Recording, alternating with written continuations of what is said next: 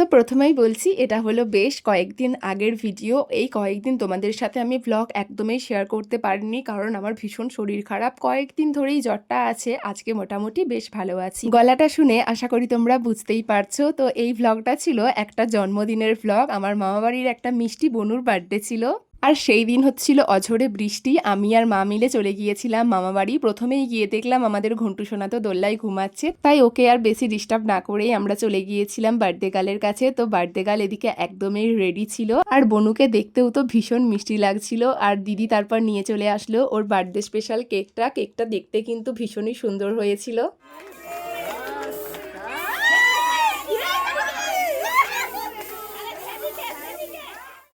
তারপরে হাতে পেয়ে গেলাম বার্থডে স্পেশাল কেকটা। কেকটা দেখতেও যেমন সুন্দর ছিল আর খেতেও ভীষণ সুন্দর হয়েছিল। তারপরেই দুপুরের খাবার দাবার খেয়ে চলে এসেছিলাম ঘন্টুর কাছে। ঘন্টুকে একটু আদর করেই চলে এসেছিলাম বাড়ি।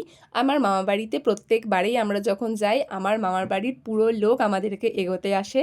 এটা কিন্তু দেখতে আমার ভীষণই ভালো লাগে। তো আজ পর্যন্ত এতটাই, টাটা।